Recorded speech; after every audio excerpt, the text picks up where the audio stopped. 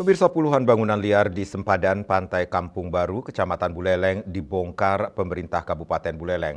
Penertiban ini menjadi langkah awal penataan kawasan pesisir Kota Singaraja.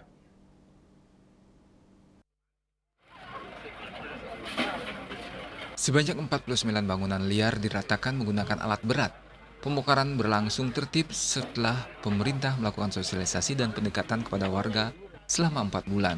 Bupati Buleleng Nyoman Sucidre menjelaskan bangunan liar yang dibongkar dari wilayah Taman Sari sampai dekat Klenteng Seng Hong Bio.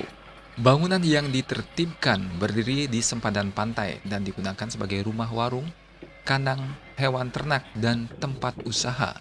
Setelah pembongkaran, kawasan ini akan ditata menjadi ruang publik lengkap dengan jalur pedestrian dan fasilitas bagi masyarakat.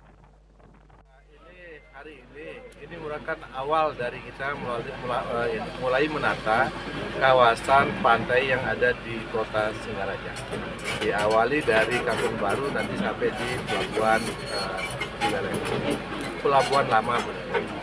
Nah, ini melalui proses, jadi ada 49 kepala keluarga yang membuat kegiatan-kegiatan di sepanjang pantai ini, dan melalui sosialisasi yang sudah dilakukan sehingga mereka dengan sadar masyarakat memindahkan barang-barangnya, dan pada hari ini kita melakukan pembongkaran terhadap bangunan-bangunan yang mereka bangun yang kelihatan juga tidak estetik, kelihatan kumuh, sehingga nanti kita tata pantai ini, pantai dari Kampung Baru ini sampai itu supaya bisa dimanfaatkan untuk masyarakat untuk berinteraksi sesama masyarakat yang ada di sepanjang pantai ini.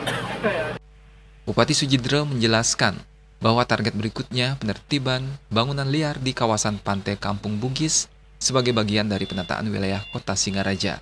Warga berharap penataan segera dilakukan agar kawasan yang telah dibersihkan tidak kembali dipenuhi bangunan liar. Yasri Yuli, Bali TV.